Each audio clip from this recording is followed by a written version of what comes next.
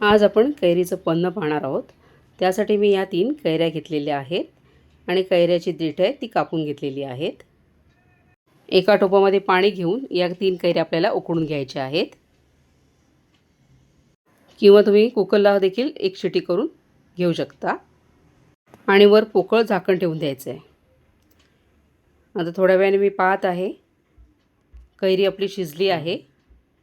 तुम्ही पाहू शकता कैरीचा रंग देखील बदललेला आहे। आता गॅस बंद केलेला आहे मी। आता यात थोडंसं थंड पाणी घालून घेऊया आणि कैरी सोलून घेऊया। तुम्ही पाहू शकता कैरीची साल जाड आहे।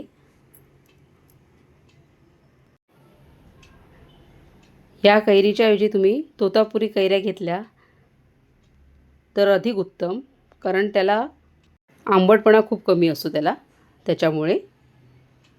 नमस्कार, संगीताच रेसिपी मराठीमध्ये मी संगीता आणि आज आपण कैरीचं पन्ह पाहत आहोत।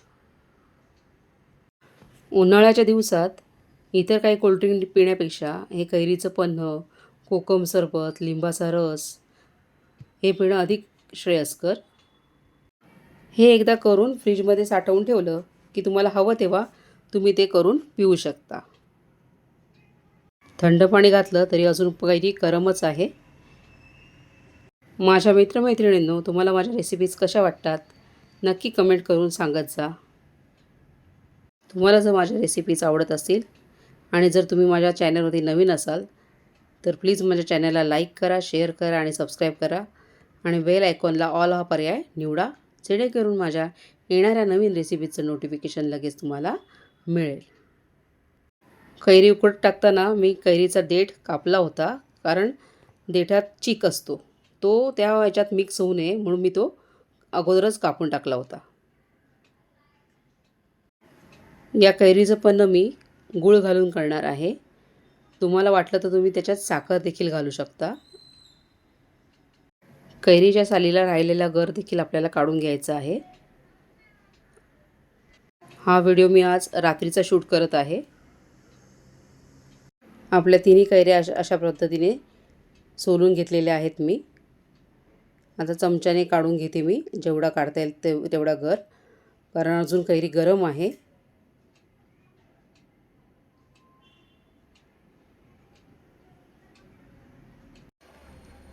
अशा पद्धतीने कैरीचा गर मी काढून घेतलेला आहे।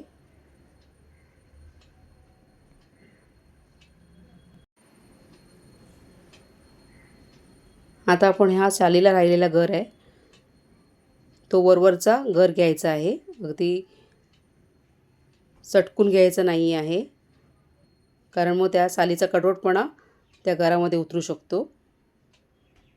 आणि आता सरळ हाताने मी राहिलेला गर काढून घेत आहे।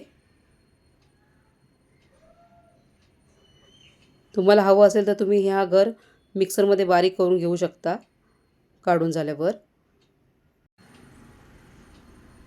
आता हा सगळा गर आहे तो चमच्याने मी एकजीव करून घेत आहे। त्याच्या आधी त्याच्यात ज्या शिरा होत्या त्या मी हाताने काढून टाकलेल्या आहेत, कारण मग मी मिक्सरमध्ये फिरवणार नाही आहे। अगदी मस्त गर तयार झालेला आहे, पाहू शकता तुम्ही, अगदी सॉफ्ट। आता हा गर आपल्याला किती आहे ते मोजून घ्यायचं आहे, त्याप्रमाणे आपल्याला गूळ घ्यायचा आहे। हे बघू शकता मी वाटी घेतलेली आहे, याच्यात आता गर मोजून घेऊया। पाऊण वाटी गर झालेला आहे। कैरी किती आंबट आहे त्यावर गूळ किंवा साखरेचं प्रमाण ठरतं, आणि तुम्हाला देखील किती गोड हवं आहे त्यावर देखील ठरतं की गूळ किंवा साखर किती घालायची आहे।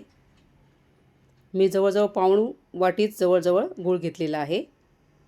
आता हा गूळ ह्या टोपात घालते मी आणि त्यात थोडंसं पाणी घालायचं आणि गरम करून घ्यायचं आहे। आता गॅसवरती ठेवूया हा टोप। गूळ वितळला की आपल्याला गर घालायचा आहे त्याच्यामध्ये कैरीचा। तुम्ही पाहू शकता।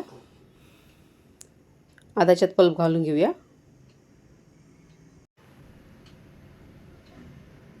हे बघा, पल्प घातल्यावरती आपल्याला सतत ढवळत राहायचं आहे. दोन्ही एकजीव झालं पाहिजे, गूळ आणि कैरीचा पल्प. कैरी जास्त आंबट असल्यामुळे मला अजून अर्धा वाटी गूळ घालावा लागला याच्यात.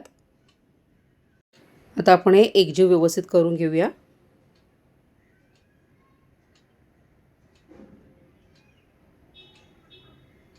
थोडीफार कैरीचे कण असे जाडसर राहिलेले आहेत, ते मला आवडतात म्हणून मी ठेवलेले आहेत. आणि याच्यामध्ये आता वेलची पावडर, ही घरीच केलेली वेलची पावडर आहे, चवीप्रमाणे ती घालायची आहे. तुमच्या आवडीनुसार तुम्ही यात काळी मिरीची पूड, जिरा पावडर, मीठ किंवा काळं मीठ, पुदिन्याची पानं काहीही घालू शकता.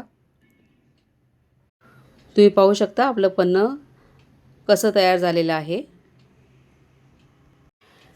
उकळून घेतल्यामुळे हे जास्त टिकायला मदत होते.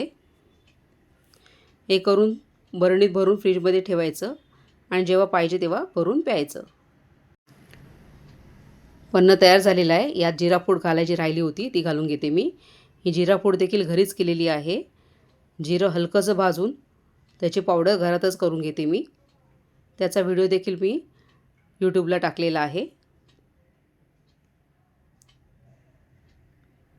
कैरी गुणांनी थंड असल्यामुळे उन्हाळ्यात अवश्य कैरीचं पन्नं करून प्यावं. असं तुम्ही ब्रेडला लावून देखील तुम्ही हे खाऊ शकता. गॅस बंद केलेला आहे मी. आता आपण हे थंड करूया. एका वाटीमध्ये मी थोडंसं काढून घेतलेलं आहे थंड करण्यासाठी आणि हे उचलून परत वरती गॅसवरती ठेवते. आता सर्व करण्यासाठी एक ग्लास घेतलेला आहे. यात थोडेसे बर्फाचे खडे टाकलेले आहेत, पाहू शकता तुम्ही. आता हा 2 चमचे पल्प टाकते.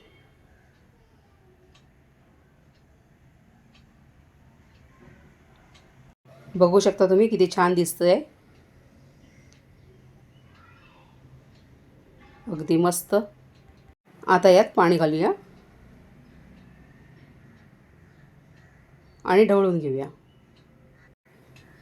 आपलं कैरीचं मस्तपैकी थंडगार सरबत घरच्या घरी केलेलं तयार आहे. तुम्हाला लक्षात आलं का, मी यात मीठ घातलेलं नाही आहे. तुम्हाला आवडत असेल तर यात थोडंसं काळं मीठ घालू शकता.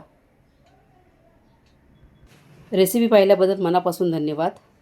लवकरच परत भेटू एका नवीन रेसिपीसोबत. तोपर्यंत बाय.